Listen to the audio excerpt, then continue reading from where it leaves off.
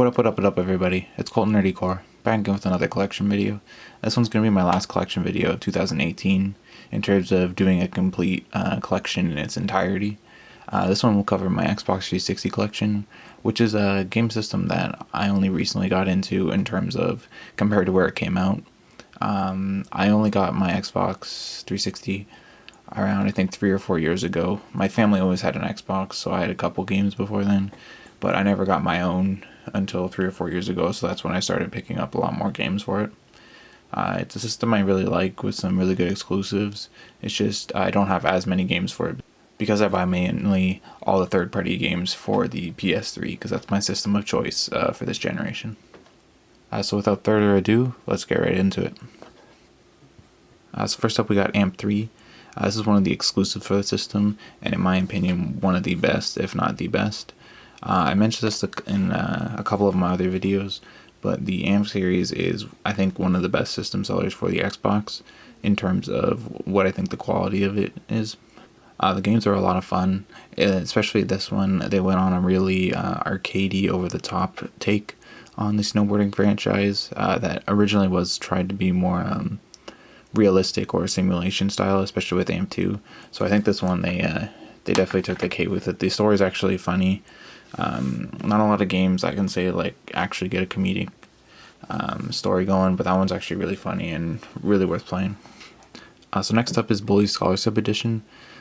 Basically the Scholarship Edition is basically the this generation's version of Bully. This was originally on the PS2, and I think the original Xbox, I'm not 100% on that, it might have only been on the PS2, but then they re-released it and remastered it for the PS3 and Xbox 360. This is one I picked up a while ago. This was probably near when it came out-ish. This game's really good. In my opinion, it is Rockstar's best game, and still is their best game.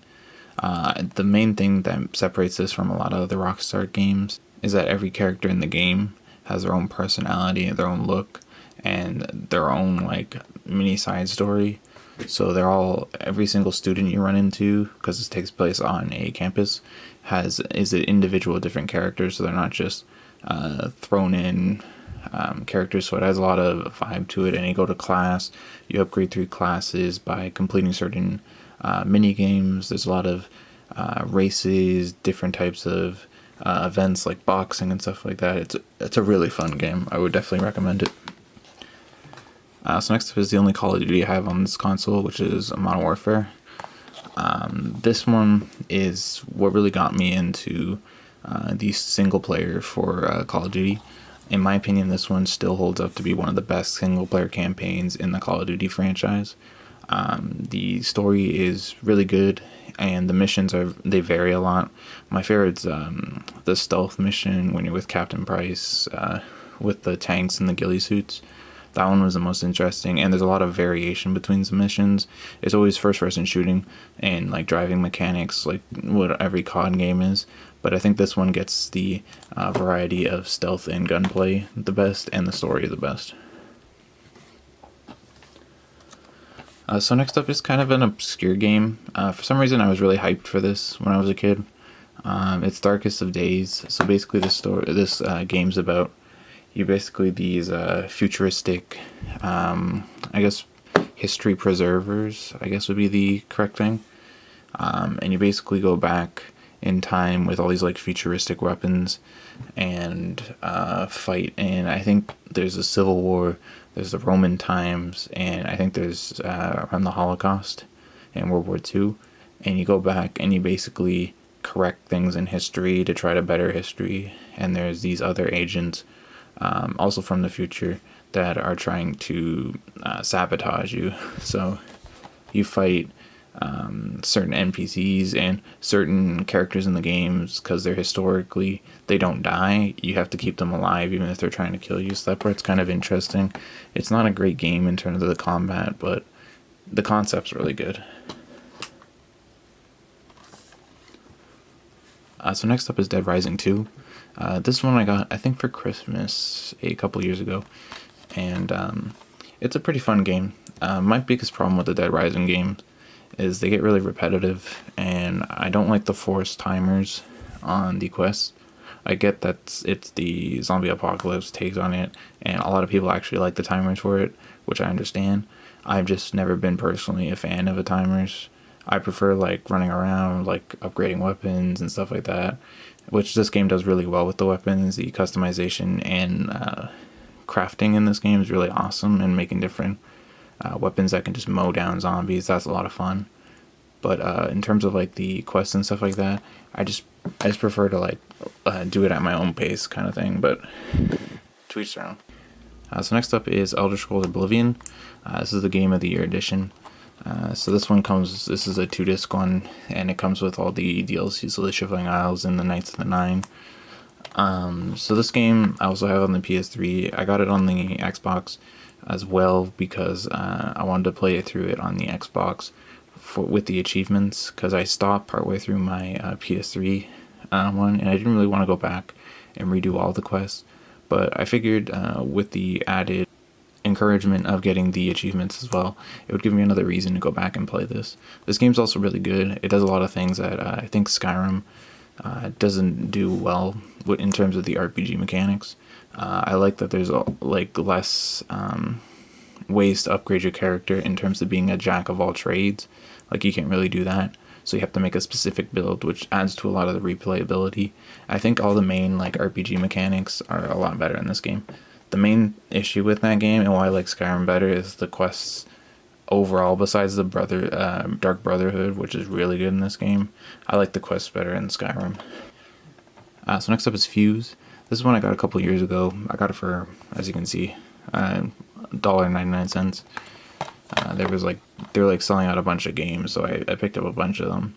I think I picked up like 8 or 10 games for $1 each or $2 each. So that was really good. This game is a third-person shooter, squad-based mechanic game that focuses on each character has their own like abilities. So I think this guy has a shield, so he pops up a shield, almost like if you play Overwatch, Reinhardt, he kind of has that ability. Or there's a sniper, there's a stealth character, and then there's one that has like, I think, electricity. No, she has some sort of assault rifle abilities, I forget. And they all find these like, what the thing is fused weapons. So they're fused with this certain energy. That's the main story arc of this. And all their weapons gain different abilities, and there's a lot of upgrades and stuff like that. It's an alright game. The combat's okay, and the story's alright. I would just say it's a meh type of game. So next up is the Gears of War games.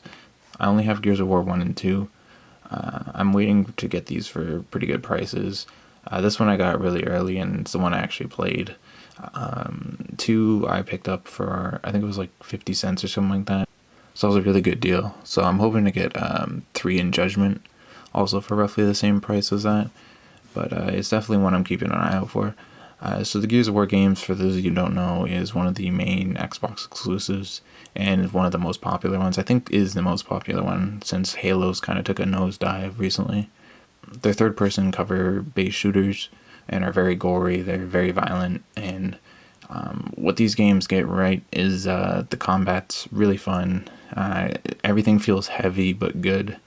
It definitely has its own style of the combat and stuff like that, so they're definitely games I would recommend. And if you're into multiplayer, the ones for the Xbox One, the current ones, are actually really good to play online. So next up is Ghost Recon Advanced Warfighter. This is a Tom Clancy game, and is a series I tried to get into with this game.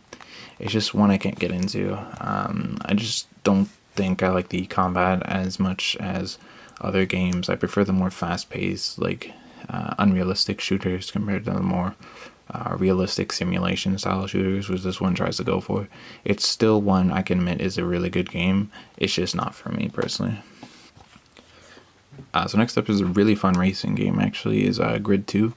This is one I picked up, I think, a year or two ago. And I was expecting it to be kind of like a Forza-esque game and a more arcadey style of it. And that's basically what it is. It has some of the same elements as a Forza game. The driving's kind of similar, but it's definitely a more arcadey and linear story-based one, where you basically play as as like a street racing prodigy type thing, coming up the ranks and getting a following, so that unlocks you more cars. You get advertisements, you get into better leagues, so you get into the street racing leagues and you challenge certain leagues. So you go to like Japan and challenge their street racing and drifting leagues, and you go to Europe and challenge their like off-roading, more rugged street racing type things. So there's a lot of creativity with the tracks, and it has like a slow-mo mechanic, which is pretty fun, kind of like Forza. So next up is the Halo series. I got Halo 3, 4, and Wars. In my opinion, 3 is the best by a mile. 4, I haven't played too much, but in my opinion, it's when the series started to go downhill. And Halo Wars is the RTS version of Halo, so Halo is typically a first-person shooter. It's a really good first-person shooter, actually. It's one of the main exclusives for the console, and when the Xbox was coming up, it was definitely the biggest system seller for the console. So overall, like, playing multiplayer on this is still a lot of fun. I think Halo 3, in my opinion, has the best multiplayer out of all of them. These ones I don't even play for the campaign too much. I never really was into the big Halo and the Spartans and all that. It never really interested me. But the multiplayer in these games are really amazing to play with friends, especially if you can get some couch co-op or couch 4v4s going. It's a lot of fun. Alright, so next up is the Left 4 Dead series. Now, one of the things I like specifically about the Xbox 360 is, especially during this time for Microsoft, they had a bunch of games on Steam that, in the PC, that they were specifically port over only to the 360, and one of those games being Left 4 Dead, which is a Valve main game. So for those of you who don't know, Left 4 Dead is a first-person shooter zombie game, and it's mainly focused on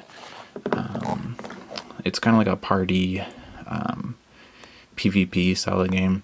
So basically, there's 4 survivors. You kind of try to survive your way through a level. There's special zombies that have different abilities that try to kill you during the game. And the main draw, especially in 2, was the multiplayer. So the multiplayer is, some people will play as zombies, some people will play as the survivors, and the zombies would try to kill the survivors before they reach the objective, and the survivors would just try to survive through the game. And it was a lot of fun, and it's definitely one of the better split screen games on the console. So next up is Mortal Kombat vs. DC Universe. This is when I was just trying to get into fighting games, so I was just kind of picking up whatever fighting games I could find. And this one was one that interested me basically because there were superheroes in the game, and I always like the crossovers for fighting games, because especially with one that I know, because I'm not huge into Mortal Kombat, so at least I knew the DC franchise. In my opinion, this game's okay. I really like the story. I think NetherRealms specifically does really well with their fighting game stories, which they're the creators of Mortal Kombat. I think the crossover works really well. And I wish they would have done an M-rated and gotten a little more mature with this game, because it kind of ruins the Mortal Kombat vibe, which is one of the fun parts of Mortal Kombat is how gory it is. I think this one just kind of dropped the ball on that. I think it's why it's not one of the more popular ones of those. Alright, so next up is Perfect Dark Zero. This is like the collector's edition, so it's like a steel book. Kind of opens up like this. So it's a really cool design on this. This one I actually got at a thrift store as well. In case you were wondering, I got it for like $1. So it was a pretty good pickup. It's another exclusive. I'm pretty sure this one is a remake of a very old game. I have never played this one personally. This is one I am still waiting to get into. I still have a stack of PS3 games I gotta get through before I touch anything on the 360. So once I get to that, I'm pretty sure it is a first-person shooter for what I know about the game. But I really just picked it up because it was exclusive, and I like collecting the exclusives for each console. Alright, next up we got Saints Row. So this is the first one out of, I think, the 4 or 5 that are currently out. I think it's 4. But these games are really good.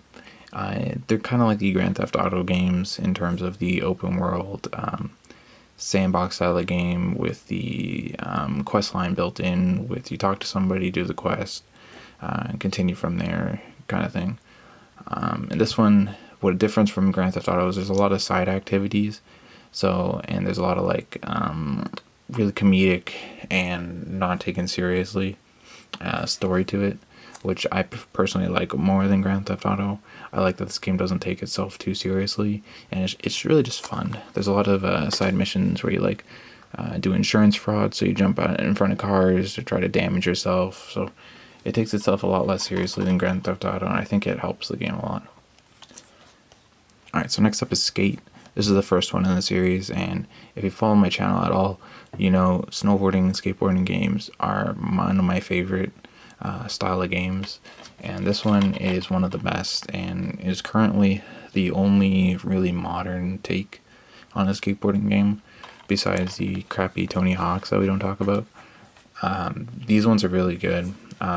They went from kind of more simulation-ish style because they went with the with all the other Tony Hawk games, it's with button presses and you do like these crazy long ass combos. In this one, it's all with the sticks, so you do flip tricks with the sticks.